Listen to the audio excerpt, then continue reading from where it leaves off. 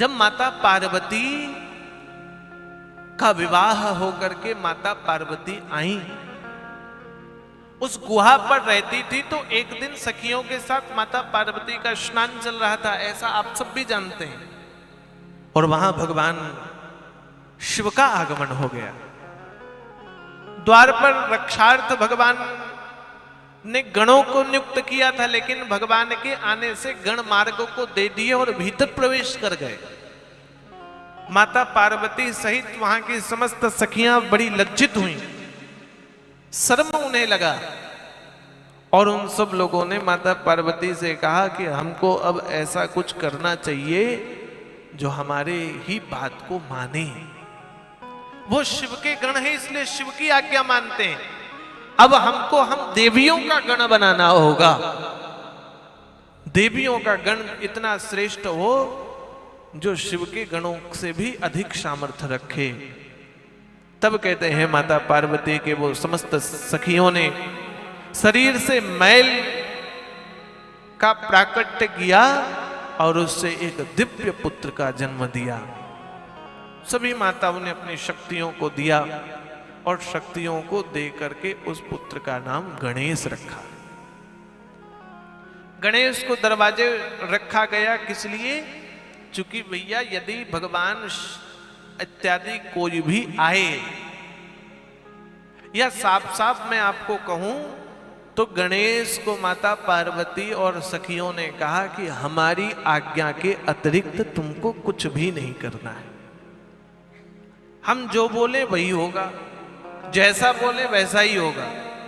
हमारी आज्ञा के अतिरिक्त आप कुछ भी ना करें। इसलिए हमारी ये आज्ञा है कि दरवाजे में यदि कोई है तो बिना हमारी अनुमति के कोई ना आए, हमारी अनुमति के बगैर कोई भी ना आए। श्री गणेश जी महाराज दरवाजे हो गए और दरवाजे श्री गणेश जी महाराज खड़े हैं। गणेश जी महाराज जब दरवाजे खड़े हैं तो कहते हैं भगवान महादेव एक दिन आए।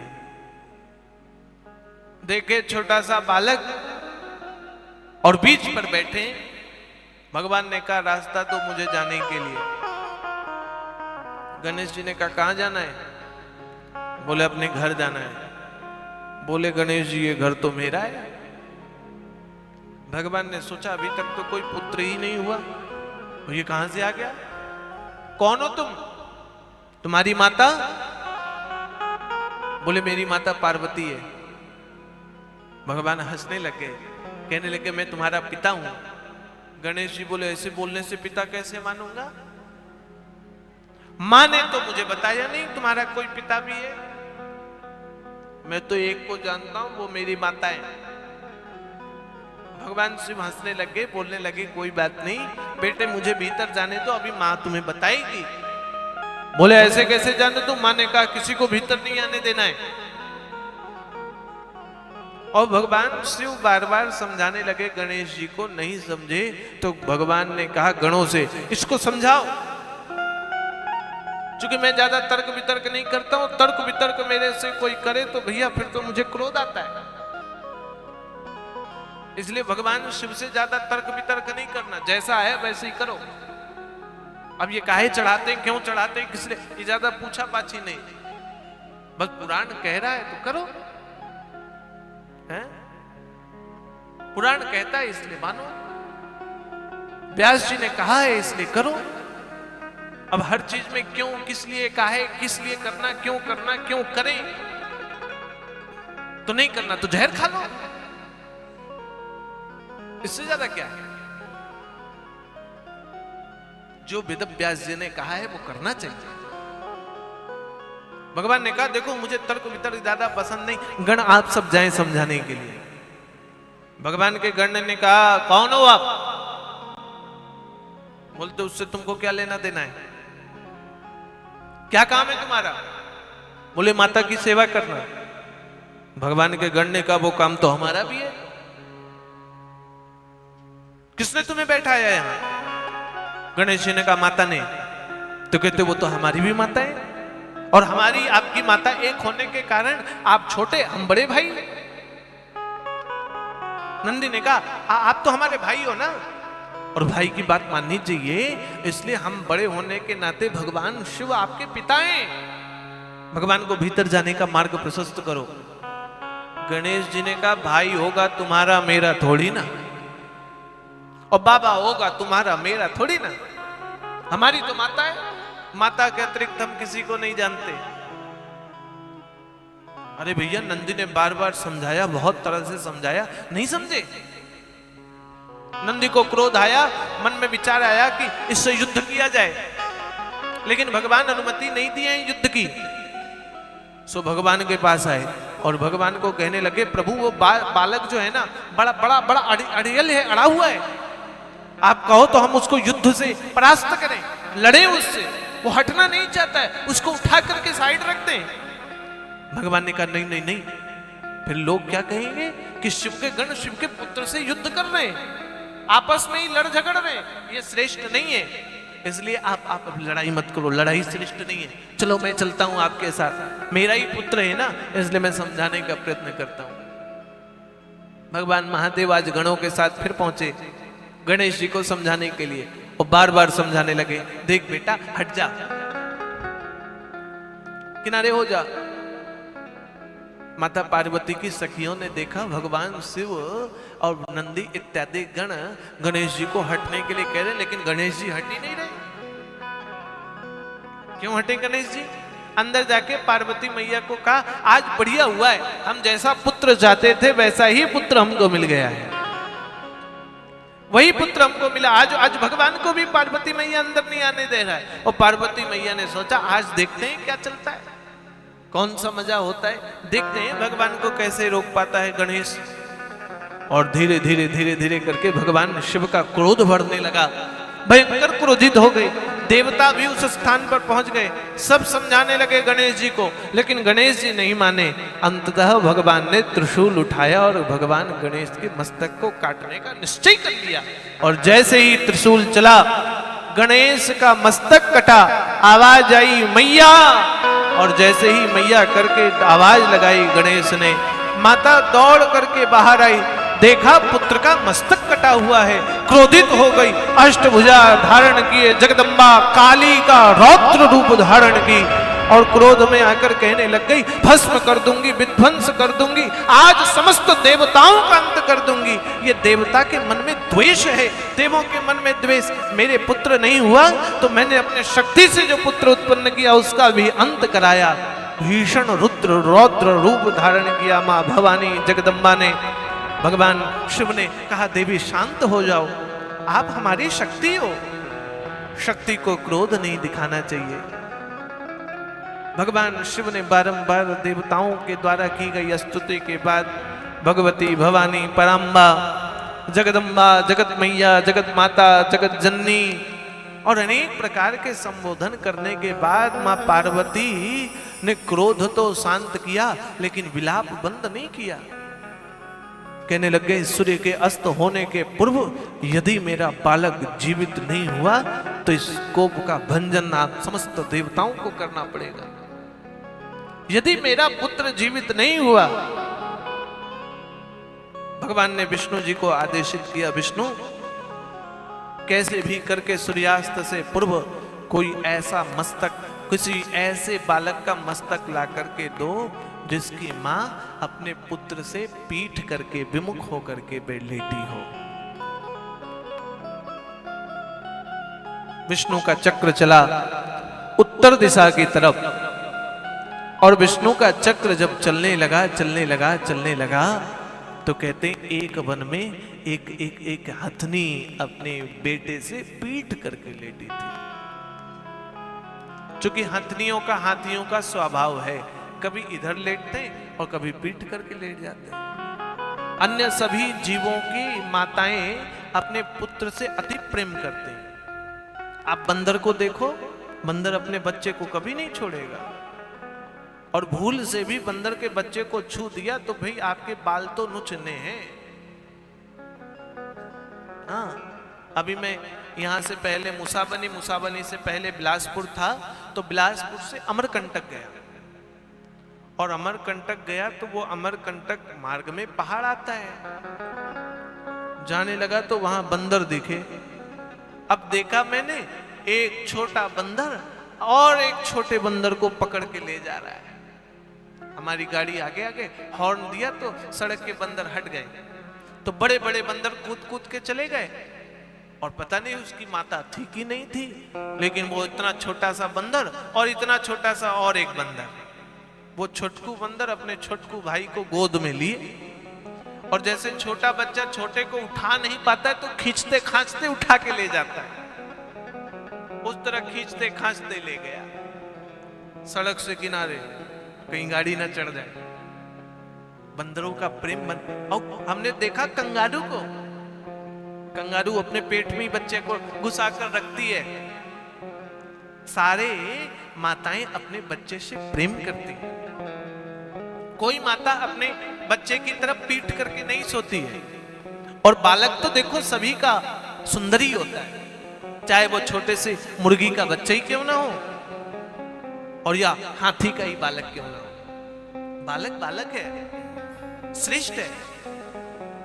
और छोटा बालक तो सभी का सुंदर और अच्छा लगता है, प्रियकर होता है। क्योंकि बालक का मुखारविंद, बालक की वाणी, बालक की क्रियाएं मन को प्रसन्न करती है। इसलिए बालक सबके लिए श्रेष्ठ है। बालक सबको अच्छा लगता है। भगवान का चक्र चला तो उस हाथी के बच्चे के मस्तक को काटा। भगवान शिव ने गणेश के मस्तक पर हाथी के मस्तक को स्थापित किया, और हाथी के मस्तक को स्थापित करके चंद्रमा के पास रखा हुआ वो अमृत घट चंद्रमा से लेकर के भगवान ने गणेश के मस्तक पर डाला और जीवित कर दिया गणेश को। पार्वती ने कहा, ये क्या किया प्रभु आपने? एक माता के दुख के नाश के लिए आपने दूसरी माता के कष्ट पहुंचाया। मेरा पुत्र जीवित नहीं होता तो शायद और कोई उपाय हो जाता, लेकिन मैं तो दुखी थी। मेरे दुख को हरने के लिए आपने दूसरी माता को कष्ट पर डाल दिया। मैं जगत माता हूं, जगत जननी हूं, जगदम्बा हूं। मैं किसी भी अपने संतान को दुखी नहीं देख सकती। भगवान शिव ने पूर्व कल्प की कथाएं बताई।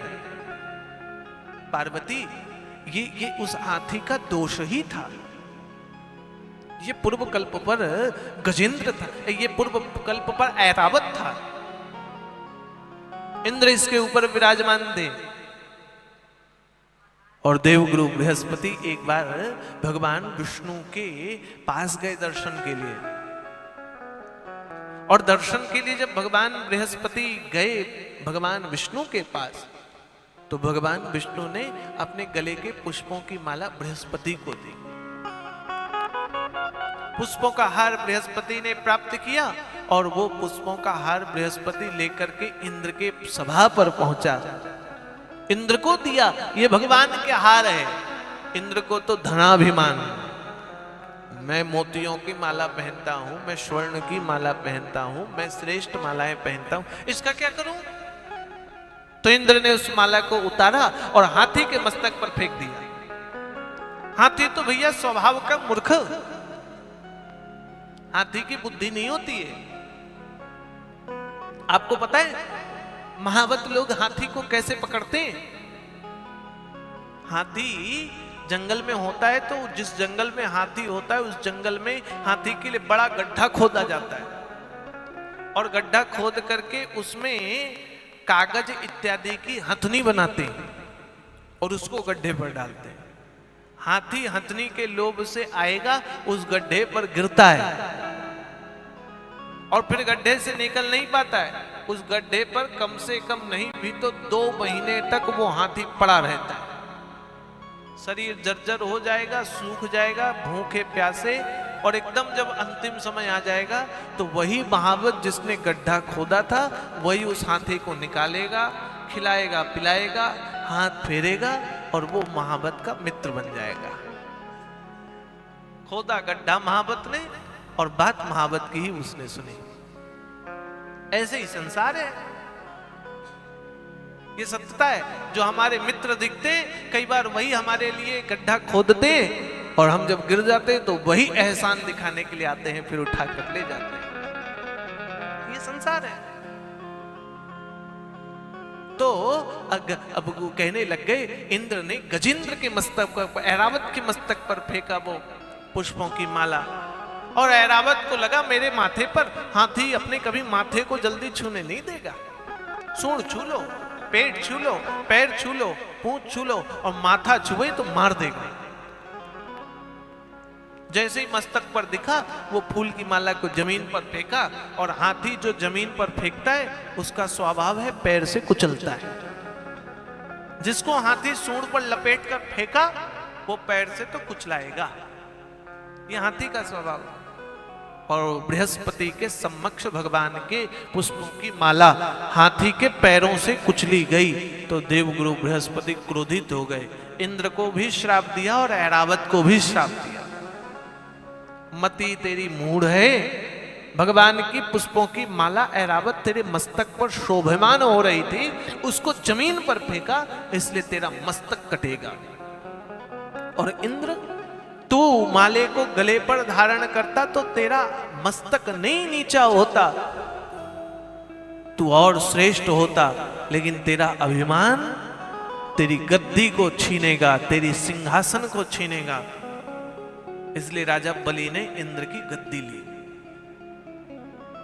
और कहते हैं यही ऐरावत, इसका मस्तक बृहस्पति के श्राप के कारण यहां कटा। कल्प भेद की कथाएं हैं ये। इसलिए पार्वती तुम चिंता न करो। पार्वती ने कहा वैसे भी मैं मां, गणेश तगड़े मोटे तगड़े, और अब माथे मस्तक हाथी का, सुंदर मेरा बालक अब कुरूप दिखता है, कौन इसको पूछेगा, कौन इसकी पूजा करेगा, कौन इसकी वंदना करेगा, कौन इसको श्रेष्ठ बनाएगा?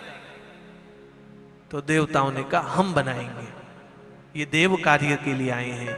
इसलिए देवताओं ने, सभी देवताओं ने एक स्वर पे कहा हमारी पूजा से पहले इंद्र इत्यादि समस्त देवताओं की पूजा से पहले गणेश की पूजा होगी। बिना गणेश की पूजा के कोई पूजा स्वीकार्य नहीं। सबने गणेश को आशीष प्रदान किया, अस्त्र शस्त्र प्रदान किए, बुद्धि विवेक के ज्ञाता कहलाए श्री गणेश जी महाराज पूज्या हो गए, प्रथम पूज्या। इसलिए कोई भी अनुष्ठान होता है तो सबसे पहले पूजा गणेश जी। आपकी ये कथा भी शुरू हुई तो कथा में कलश यात्रा से पहले पूजा गणेश। अब चूंकि गणेश जी माता के बगैर नहीं रहते, इसलिए पूजा गौरी गणेश की होती है।